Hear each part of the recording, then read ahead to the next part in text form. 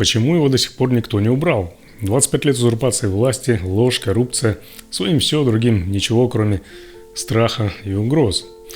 Итог – репрессии, убийства и война. Сколько еще его готовы терпеть окружение и силовики?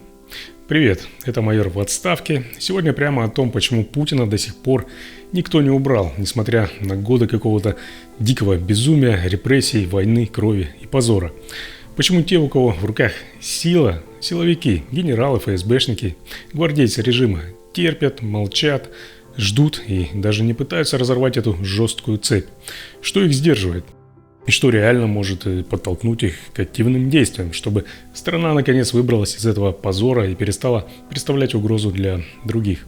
Напомню, что меня зовут Олег Кашинцев, я бывший оперативник, майор полиции в отставке. Досмотрите это видео до конца, поставьте лайк и поделитесь им. И обязательно подпишитесь на этот канал, если до сих пор еще не сделали этого. Итак, поехали. Давайте разберемся не по учебнику, а по-настоящей, по реальной жизни. Путинская система держится на страхе, деньгах и взаимном шантаже. 25 лет на наших глазах строился такой институт власти, где лояльность – единственная валюта. Кто прислуживает, тот живет, кто сомневается, исчезает, кто бунтует, умирает. Все просто. Такая себе карьерная лестница. Сегодня ты генерал, завтра ты труп в каком-нибудь лесу. Или в лучшем случае пенсионер без пенсии, но зато с хорошим таким мощным, жирным уголовным делом. А вы умеете прощать? Да. Но не все. А что невозможно простить? Предательство. Путин не просто построил систему, он сам вручную подобрал всех, кто в ней сейчас сидит. Генералы, министры, губернаторы, начальники управлений – это не профессионалы, а проверенные по линии личной преданности. Продвижение по службе в его вертикали – это не заслуги, а умение правильно поклониться. Умных не любят, инициативных боятся. Нужны только такие, кто не задает вопросов, не лезет в дела и готов публично вылизывать одно место. Именно так система отфильтровала все живое. А когда наверху послушные серые лица, внизу никому и в голову не приходит, что вообще можно что-то менять. В этой конструкции нет ничего случайного. Такую систему построил Путин. Каждый генерал встроен в нее не только ради зарплаты и привилегий, а потому что знает, сегодня ты выслужился перед режимом, зиганул нехило так, шаг в сторону, и завтра ты уже уголовник. Причем по тем же законам, которые ты вчера сам писал и применял в отношении других. Ты лишаешься всего – свободы, имущества, денег и карьеры. Но как ему вообще удалось построить такую систему? Путин и его подельники – это своего рода преступный искусственный интеллект. Только этот искусственный интеллект не живет в серверной, а сидит в Кремле. Он обучается не по нейросетям, а на исторических ошибках других диктаторов. Гитлер, Милошевич, Чаушеску, Хусейн и другие герои. Все, что с ними случилось, Путин впитал как инструкцию по выживанию. Поэтому, придя к власти, он начал не с экономики, не с реформ по развитию страны.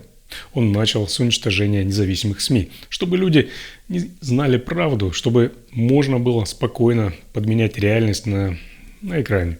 Чтобы правда была только одна, его правда. А дальше дело техники, страх, лояльность, пропаганда, шантаж. Но дело не только в страхе за себя или за свое имущество. Система Путина построена так, что внутри нее нет ни доверия, ни честности, ни даже элементарной корпоративной этики. За исключением каких-то, может быть, уголовных понятий на самом высоком уровне, когда желание главного в иерархии понимают по каким-то намекам и кивкам пустой плешивой башки. Отдельная история с теми, кто находится в самом ближнем кругу, в окружении. Ведь именно у таких и есть возможность изменить историю. Туда не попадают случайно люди, там каждый прошел через многолетнюю фильтрацию на лояльность. Полиграфы, психологические тесты различные, тайная слежка, кураторы из ФСБ. Все, чтобы вычислить тех, кто способен на нелояльность буквально еще на стадии мысли. Обычные силовики боятся потерять зарплату, что-то, сказать вслух в кабинете, а эти боятся даже подумать что-то не так, потому что знают, их читают, за ними смотрят, а завтра снова садиться на детектор лжи. И вот эта атмосфера полного контроля, она сильнее страха. Она просто не оставляет пространства для какого-то выбора. В высших силовых кругах каждый боится каждого. Система внутренней слежки работает на упреждение. Обсуждать даже намек на какой-то там заговор страшно не только на работе, но и в узком кругу. Учитывая современные технологии и возможности спецслужб, о части которых я уже, кстати, рассказывал в своих видео, каждую фразу могут записать, каждое неверное слово донести по служебной линии. Ты никогда не знаешь, кто твой друг, а кто уже давно пишет доносы или даже там агентурные сообщения. Сейчас даже самый верный друг может стукануть, если почувствует, что ему это зачтется в будущем. В общем, на мой взгляд, при Путине была создана атмосфера тотальной подозрительности. Именно поэтому не возникает какой-то группы, объединенной вокруг реального заговора. Все сознательно разрознены. Каждый по отдельности может ненавидеть власть, то, что она делает, критиковать там в душе это все, но вместе они просто набор одиночек, связанных страхом быть первым. И поэтому для такой ситуации нужен какой-то определенный катализатор. У каждого генерала, у каждого руководителя своя ячейка страха и подчинения.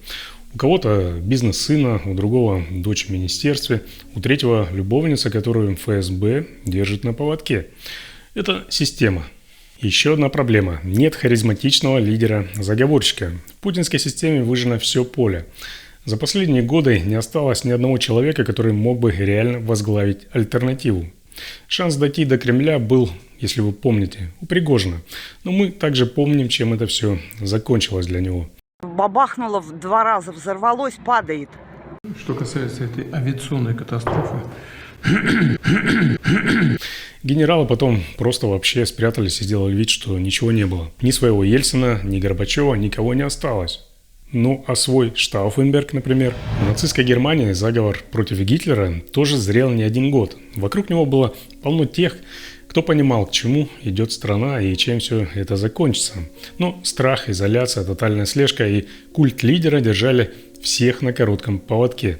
И только в 1944 году, когда стало очевидно, что война проиграна, полковник Штауфенберг пошел на попытку устранения Гитлера. Он знал, что шансы минимальны, но все равно решился. Заговор, конечно, провалился, его в итоге расстреляли. Но он навсегда остался в истории Германии как герой. Но сейчас, где наш полковник Штауфенберг? Где тот, кто рискнет не ради кресла, а ради будущего? Никто сейчас не рискнет быть первым, потому что риск запредельный, а ощущаемой поддержки ноль. В отличие от тех времен, сейчас такие режимы, как путинский, располагают куда более технологичными средствами для слежки и контроля. Все хорошо знают, как работает система. Не высовывайся, иначе тебя сдадут свои же. Третье – это пропаганда хаоса и нарратив альтернатива страшнее, чем стабильность. Среди силовиков, особенно тех, кто отвечает за внутреннюю безопасность и работу против несогласных, идет систематическая промывка мозгов. Это там различные учебы с конспектами и лекции псевдопатриотов. Ну и каждый день с экранов ТВ из всех дыр доносится одна мысль. Без Путина Россия развалится, придут враги, начнется гражданская война, раздербанят все нахрен по кускам. Есть четкое понимание. Нет Путина, нет России сегодня. Поэтому нас может спасти только консолидация вокруг президента и поддержка его позиции. Все слышали, то есть, если этого карлика не станет, Россия, исчезнет. А может, наоборот, появится шанс на жизнь без пропаганды, воровства и войны? Этот страх пытается массово вживить в умы большей части силовиков, ну и обычных граждан, разумеется, тоже. Даже если все плохо, пусть уж так, лишь бы не было хуже. Уникальная манипуляция сознанием, когда даже проигрыш на войне или катастрофа не становится мотивом для перемен. Еще одна проблема – нет доверия вообще никому. Каждый сидит на компромате друг друга. Сегодня ты, например, начальник, а завтра твой зам уже пишет на тебя докладную.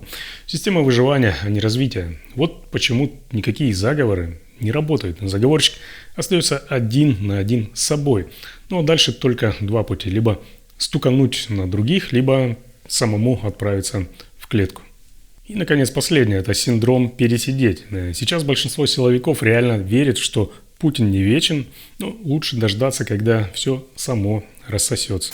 Типа пусть он там сам сдохнет, Запад может победит, пусть кто-то другой взбунтуется, пусть фронт рухнет ко всем чертям, а я просто покурю в сторонке и подожду. Эта коллективная психология крайнего не будет. И именно она в том числе не дает зародиться процессу, который мог бы снести этот режим к чертям. И это тоже, кстати, поддерживает нынешний режим. Теперь о том, что реально может сдвинуть ситуацию. Что делать, чтобы силовики начали действовать против режима Путина?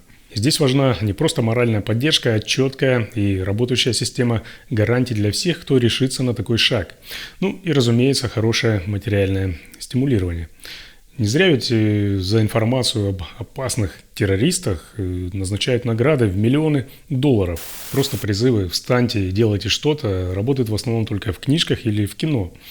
В реальной жизни нужны четкие правила игры. Сколько платят, куда эвакуируют, кто прикроет твою задницу, если что-то пойдет не так, не по плану. Вот в этом видео, кстати, я предлагал вариант того, как можно организовать отстранение Путина от власти.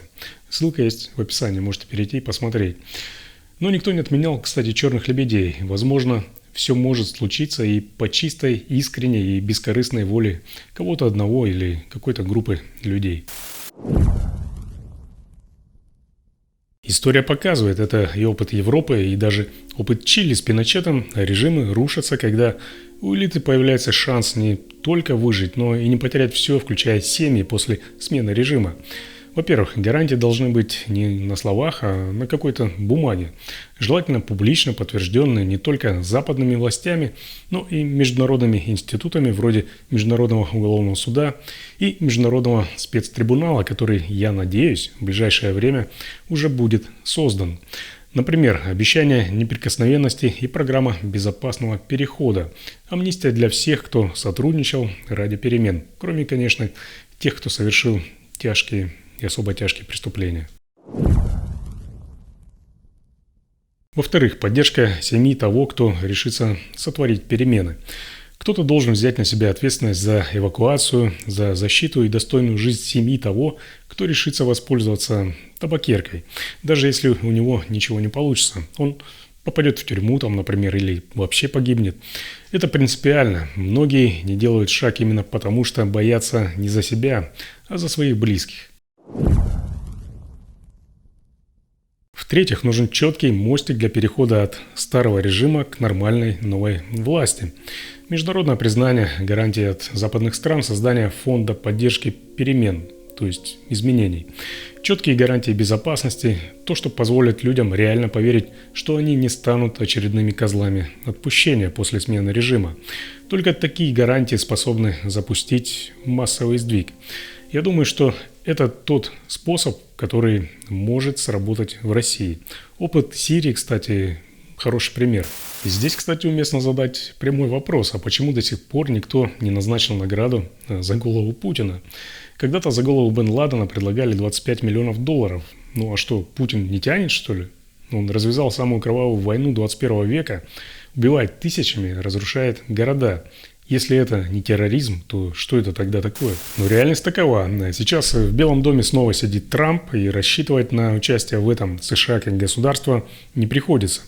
Он и сам, судя по всему, то есть Трамп, не прочь побрататься с Путиным за кулисами. В общем, что там у них сейчас происходит между ними, пока только черту известно. Ну а Европа? Европа скована своими либеральными и демократическими ценностями. Для нее такое решение, назначить официальную награду за диктатора, это слишком прямолинейно, слишком некрасиво. Даже если он убивает ежедневно, даже если этот шаг мог бы остановить войну. Поэтому, может, пора действовать как-то по-другому, обратиться, например, к тем, у кого нет никаких иллюзий и есть большие ресурсы, то есть к миллиардерам. Частная награда – это не вмешательство, это инвестиция в будущее. 1 миллиард долларов за устранение диктатора, и у системы внутри начнется сильный зуд. Потому что появится альтернатива – не ждать, пока все рухнет само собой, а принять решение прямо сейчас. В общем, выводы такие. Путин держится на страхе, внутреннем шантаже, тотальном контроле и массовой изоляции элиты силовиков. Его система управления обучается на исторических прецедентах и ошибках других, таких же, как он, диктаторов, ну и военных преступников, разумеется. Поэтому многие шаги, которые могут быть потенциально опасными для него, эта система и он сам уже предвидят. Система устроена так, чтобы никто не доверял друг другу, чтобы не было ни харизматичных лидеров, ни каких-то там кружков недовольных, ни сигнала «можно бунтовать». Происходит селекция в силовой системе и в системе окружения так называемого первого лица. Перелом возможен только если появится не просто какой-то смелый лидер, готовый организовать антипутинский заговор, а реальные гарантии для всех, кто готов рискнуть, защита для себя, семьи, амнистия, надежные гарантии от будущей власти и международных институтов. Но сейчас обращаюсь ко всем силовикам, кто до сих пор думает, что пронесет или что все это вечно. Ребята, ничего не вечно. Путина не будет вечно, не будет и вашей неприкасаемости. Если вы хотите, чтобы ваши семьи жили спокойно, чтобы ваши дети могли гордиться страной и вами, а не жить с позором на лбу, действовать нужно сейчас. Чем позже, тем будет хуже и тем меньше гарантий. История не прощает тех, кто проспал свой шанс очистить страну от грязи. Чем раньше вы поймете это, тем больше у вас, до всех нас, шанса на реальные перемены. Наверное, возможность получить за это что-то в обмен мотивирует вас гораздо сильнее, но не ждите подходящего момента и не гонитесь за вознаграждением. Глядя на развитие событий, можно понять, что промедление в действиях может привести к самой настоящей катастрофе. Поэтому действуйте прямо сейчас. Примите все возможные меры к тому, чтобы текущая верхушка власти в России перестала существовать. Вы думаете, вы сидите в бронепоезде и доедете на нем до какого-то там своего светлого будущего. Но у меня плохие новости для вас. Этот поезд уже на ходу сносит все, что может, включая вас самих. Будете сидеть дальше, вас размажет по земле. Встанете, может быть, еще и успеете спрыгнуть. У меня на сегодня все. Спасибо, что досмотрели это видео до конца. Обязательно ждите новых интересных и полезных выпусков. Оставляйте свои комментарии под этим видео.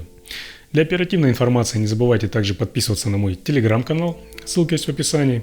Информация там обновляется каждый день.